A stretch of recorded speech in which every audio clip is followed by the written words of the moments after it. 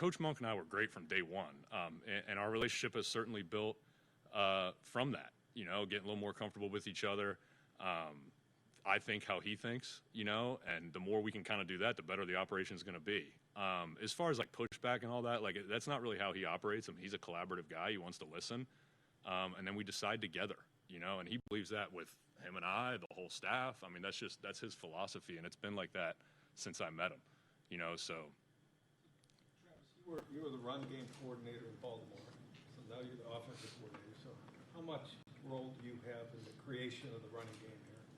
Yeah, I mean, that's kind of a refer back to what I just said there. I mean, we're going to be a collaborative approach. Monk says this all the time, obviously, as the guy who's calling it. You know, you have good players, you have a great staff. He feels like he can call it freely. So that's our job, you know what I mean? And we're all going to work together so that we all feel that way, including the players. Have you studied the Browns quarterbacks here? And if so, what do you think of each of them? Yeah, a little bit. Obviously, that's something we started when we first got here. And I'm excited about the guys we have here. I mean, Monk said this in his opening press conference. I mean, you don't take a job if you're not excited about quarterbacks that are in the building. And it's more than one. You know, we're excited about Dylan. We're excited about Deshaun. You know, anytime you have a guy who has had the success that he's had, I mean, he's got to be part of the equation as far as when we talk about competing for that job. And then SHEDEUR and what he was able to show last year. You know, he's still young. He has a lot of growth that he can still achieve, especially year one to year two. I mean, he only started, 6-7 games last year. So, yeah, I think there's a lot to be excited about in that room. Travis, what is the day-to-day, like, speaking specifically to your role as run game coordinator, what does the day-to-day look like, and how do you think that will, just what value do you think that will bring as you really take on this larger role? Because I remember, like, Mike McDaniel was run game coordinator of the 49ers, and it was, like, just in his office drawing up plays. But, like, what did the day-to-day look like for you? Yeah, I mean, it was like I said, we had our areas, but it was a very collaborative approach in Baltimore as well. Obviously, now as the offensive coordinator, you'll have a hand in a little bit, you know, of other parts of the game as well, a little bit more than I did. But yeah, as far as the day-to-day, I mean, we're all studying our areas, trying to figure out how to attack teams, and then coming up with things and tweaking it when we all get together, you know, to figure out the best way to attack somebody and the best way to play. Just along the lines of quarterbacks and what stands out to you, obviously there's going to be a lot of new additions on the offensive side through the draft and free agency, but as the roster as it stands with the guys you have, what stood out to you is something that excites you, the things that excite you about taking this role and running this offense? Yeah, I mean, there's pieces here that we are excited about. I mean, it starts with Fannin, Judy, SHEDEUR and what he was able to show last year, Deshaun and what he's shown in his past, and Dylan and what he was able to show last year as well. The offensive line obviously is something that we're going to be looking to add to, and in addition to develop, you know, the guys that we have here. You know, with Whippler, possibly Joel. I know it's certainly going to come up as well, but we're allowing him some time to kind of figure that out. But yeah, there's a lot of pieces here to be excited about. It kind of goes on what I said about the quarterback room. I mean, you don't take a job unless you're excited about the pieces that you have. With that said, what are some of like the traits and things that you guys philosophically kind of want in a quarterback and look for in a quarterback? Yeah, I mean, he's got to be an elite leader and decision maker. I mean, that's where it kind of starts. Somebody said this. I remember hearing it years ago. It might have been Marino or somebody. You know, as a quarterback, you got to be able to throw 4 picks in the first quarter and step into the huddle in the second half, look your guys in the eye, and they still believe you can go win the game for them. You know, so that's one of those things that you got to have. And I don't know if you can coach that. You know, I don't know. I think it certainly helps. You can develop that through preparation and then having success. And now you have confidence in your own process and all those things. And that does start to develop. But yeah, those are all things that we'd be looking for. The combine Todd talked about bringing the offense you guys ran in Baltimore to Cleveland. He said if you believe in things, you just have to stick with it. What would you say are the most important traits that you say the Todd Monken Switzer offense will have? Yeah, I mean, that can be a very broad thing. I mean, there's certain non-negotiables, if you will, which when you start to look at it, there's not a ton of them. You know, hey, we're going to take care of the football. We're going to score touchdowns in the red zone, right? We want our guys to be tough, physical, you know, and play fast, right? And then the methods and how that comes together is very wide. And of course, it's going to be built around who you have. That's where it starts. And that's where I think Coach Monk has succeeded in multiple spots that he's had. I mean, there's been people who said, I mean, what system does he come from? You know, and I think that's why, because he's able to mold to who he has. Travis, just to go back to your time in college and reading about your career and making 36 consecutive starts, like how did your time as a college athlete and your time at Akron kind of inform you as a coach now, do you think, and just your path getting into the NFL? Yeah, I mean, when you're at that age in life, I think there's a lot of growth that happens no matter where you are. And for me, it was at Akron, you know, and I love my time there. Was able to grow into a man there. Obviously playing, you know, in Division I football, it teaches you a lot of lessons. So yeah, I mean, I couldn't be more complimentary of my time at Akron, and it certainly helped mold me into the coach and the person I am today. When you talk about that you're excited about the quarterbacks that you guys have in the room right now, when you look at what you have, and I'm sure you've watched plenty of film on those guys, if nobody else shows up on the doorstep, do you guys feel like right now you have what you need to accomplish your offensive goals for 2026? Yeah, I mean, certainly. I mean, those things, they tend to work themselves out as far as who that's going to be. You know, that's why, like I said, it's an open competition, and the decision of when that'll be, we don't know. But those things, they have a way. Players win spots, and they have a way of kind of working themselves out. But yeah, we're excited that that's here in the building. How is it that you never became an offensive line coach? I don't know. This coaching thing is weird, man. I mean, I think you kind of find a niche, and you just try to ride the wave, you know, and just keep coming with the opportunities that come to you.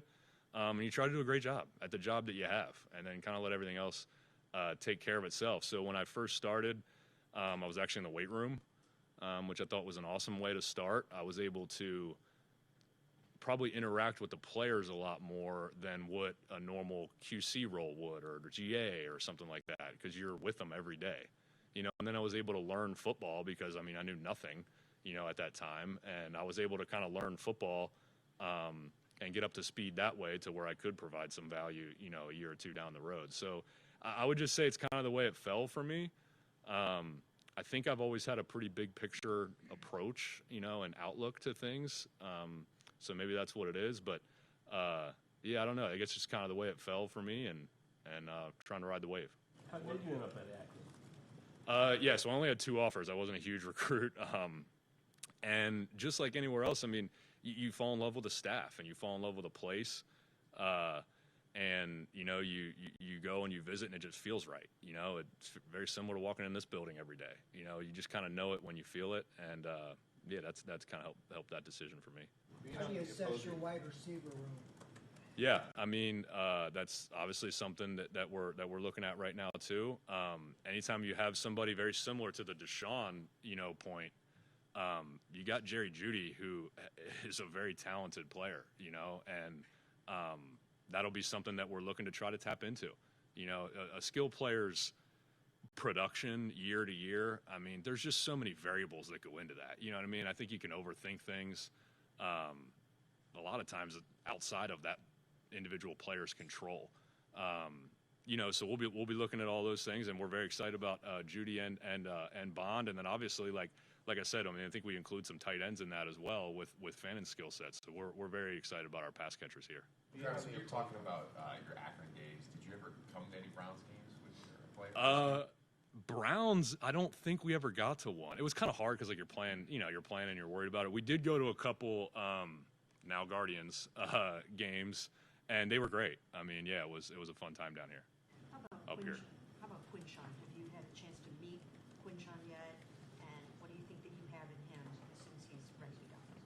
Yeah, so very excited about Judkins. Haven't had a chance to talk to him yet. I'm excited about that.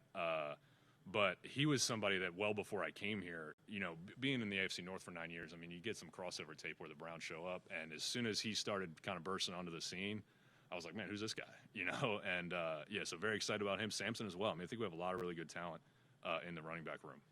Being on the opposing sidelines for so long, what did you see out of this team as a whole, you know, playing twice in the division every year, like as a whole that made you excited to come here? Yeah, they're a very physical outfit that I thought played hard. I mean, obviously we were on the offensive side of it there, so playing against our defense here now, which I'm happy I can now say. Yeah, I mean, ton of respect for the way that they played the game. you know, and you can see that on tape when it jumps off the tape like that, and the effort and the finish and the physicality, you know, that's something you respect, and we certainly respected him. You mentioned Fannin a couple times already, and you guys were so good with your tight ends in Baltimore. Why does he get you so excited? Yeah, I mean, I just think he's a matchup type of player, you know, that can put the defense in situations that are hard. I mean, how do they match? Who do they put on him? You know, because he's versatile, he's able to do multiple things to where, like I said, you can really put the defense in a tough position as far as matchups go. Brandon, just with the O-line, and I know you mentioned Joel, obviously, and you guys waiting on that, but looking at how many new starters there could be here this year, like, how do you feel about that process and how you are going to help get them up to speed and everything? I mean, yeah, well, everybody's new to us. So, you know, we got here, obviously, it was our first year installing our system. But yeah, it's going to be a combination of developing the guys we have and adding guys if we can, you know, and at that position, you know, obviously I played it, haven't really been involved in coaching it a whole lot. But they are the heartbeat and the tone setters of your offense. And a lot of times it turns into them for the entire team as well, you know, them and the defensive line. So it starts with getting guys who play the way that we want to see, you know, and that's getting after people, running off the ball, okay, throwing your hands in pass pro, and finishing, you know. And we have some of those guys here, you know, and then we're going to add more of them as well. So, yeah, we're excited about the future of that position. Do you know whether you'll be up or down on game days yet? Most likely the booth. Monk and I haven't talked in depth about that yet. That's where we were in Baltimore, but yes, yeah. Did you know Todd before you were in Baltimore?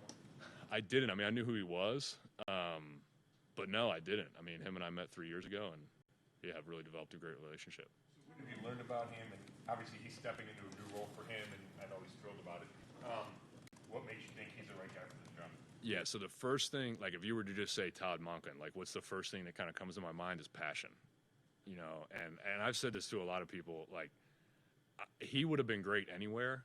He is perfect for here.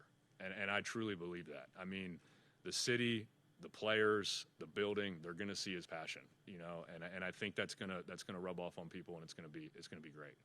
Did you learn any new words from Todd in the booth? Yeah, yeah. I'm gonna plead the fifth on that one, but no. I mean, yeah, that goes part of the passion, and yeah, there's plenty of times where we had some laughs up there, certainly.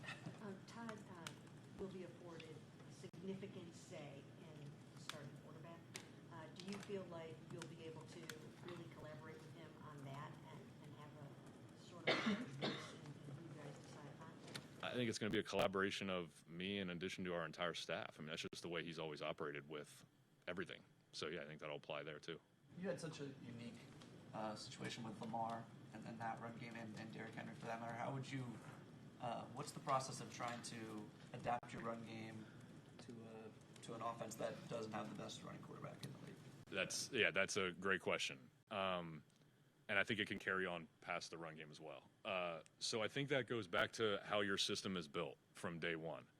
It needs to be built in a way that is multiple enough that you can stress the defense in a variety of ways and also cater it to your players, you know, and who you have. And I mentioned that earlier. I mean, I think that's something that Monk has been a lead at, and we were able to do in Baltimore as well. So if the system's built in the right way from the jump, you're able to move down this avenue or move down this avenue and then expand on that. But it goes back to how it's built in day one. Like I said, multiple enough that you can stress the defense, cater it to your players, but then also designed in a great way and tight enough to where you can execute at a high level and you're still complementary, you know, within the system.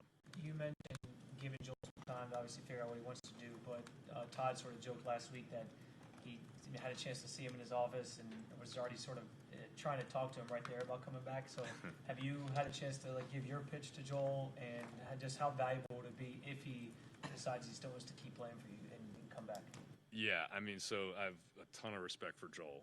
Obviously, I've never coached him before. I've never been on the same team as him, but just from what I've heard with guys who have, the way he approaches the game, he's a pro. And then obviously I've seen him on tape, you know, so I've already respected that part of it.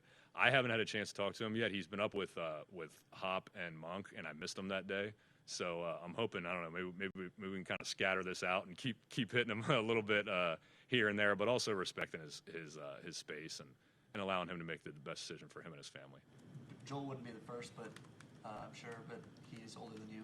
How do you coach a player that's older than you? I mean, yeah, so I've been in the NFL as a coach since I was 24 years old. So that was something that I've had to think of, for the last 10 years. It doesn't matter. Once you prove to them that you can help them, they don't care where it comes from, and the relationship that you build is really what's most important, not your age, where you come from, any of those things. Once you can get a relationship going with the guys and they see that you can help them, then you got them, and then that's when it really takes off from there. You spent a lot of time in Hershey Park growing up in Lancaster. We went a few times. I remember when they built Storm Runner. I thought that was pretty cool. I don't know how old I was, but yeah, they probably have like 10 more rides since that one. But yeah, we went sometimes. From a mobility standpoint, what do you think of SHEDEUR's ability to run the offense the way that you and Connor are going to want to? Yeah, I mean, he's certainly mobile enough. I mean, we've seen him get out of trouble. We've seen him make plays. I mean, he's certainly mobile enough to do everything that we would want to do. And then, I mean, last year we had Cooper Rush on the roster as well. So, like, that's kind of goes back to what I was saying earlier, just about the way the system's built from day one, so that you're able to kind of go down these other avenues when you have to highlight what your guys can do. That's something that Coach says all the time. Like, hey, what can he do? And something Harbs used to say to the guys too, like, everybody's here for a reason. Let's make sure you're elite at what you're elite at. We're going to work on everything else, but let's be elite at what you're elite at, because that's what we're going to use you for, in the majority of the situations. What kind of influences did you just mention, John Harbaugh? Just what kind of influence has he had on you as a coach and the way you kind of developed? Yeah, we'd need a longer time allotment here for that one, but yeah, he's got so many things that I've taken. The biggest thing I would say is, and he used to say this all the time, is like, be you, but be the best you. Everybody else is taken, so you got to be who you are. I think that can be. It's easier said than done sometimes too. Like, it really is. You know what I mean? That's a good reminder just all the time. Hey, man, be you. Be you. Have confidence in who you are, and go about coaching and really life that way. How do you strike the balance? We talk a lot about mobility in the quarterback position, and obviously Lamar is maybe the perfect example of that. But how do you strike the balance of allowing those instincts, those mobile athleticism traits to shine, but also understanding that, like, you also do still want a quarterback at the position. You want them to run the offense away from the pocket. More times than not. Yeah, another great question. I think that part starts with knowing the situation, and when we can take a little more risks, and when you can't. But it's hard, especially with guys who can run around. A lot of times they make it right, So I think you just got to continue to talk to them about, hey, when are we in Superman mode, and when are we in, like, let's take the profit mode? You know what I mean? Because you don't want to take that away from guys. We just talked about, hey, make sure you're elite at what you're elite at. That is a lot of those guys' superpower. It's just, how do we channel that and harness it, or harness it into something that is good for the team and for the offense. Travis, you were at the Combine all week, so what did you do there? What was your role? Were you in the interviews? What was your role? Yeah, in the interviews, watching workouts, and the way the Combine's structured now too, you have a lot of dead time in the afternoon. So, like, I had the computer set up in the hotel room. We were able to watch some tape, and kind of go through things that way. But yeah, that's basically what it was. What are your thoughts on Sean, where he is right now? Maybe you've seen some of his practice film from last December, or maybe some of the workouts that he's doing right now. But what are your thoughts on where he's at from a skill set and what he has left standpoint? You said Deshaun? Yeah. Yeah, I mean, that's something that I think we're all very excited to find out when he gets in the building. But I don't know the details. I mean, I know that he said he feels good, and we'll just kind of see how that all goes. But yeah, obviously, anytime you have a guy who's had that amount of success and put on tape what he's put on tape, you're very excited about it. When it comes to your time as a center specifically, how did that shape the way you view offense and maybe even view an offensive line? Yeah, I mean, the center is the communicator, and all the calls and everything starts with him. So I think that outlook on it helped me to maybe be a little bit more big picture, but at the same time having to be really focused on the four guys that were around me. Yeah, so I think that's kind of the extension of, much like the quarterback, you know, he is the tip of the spear up there. So yeah, that's a huge position. How much of a relief is it that you don't have to game plan for Myles Garrett now? I mean, you can't underestimate or can't overstate how much of a relief that is. Yeah, it's a pain. We'll just have to watch him wreck our practice now every once in a while. But yeah, yeah. Thanks, guys. Appreciate it. Yep.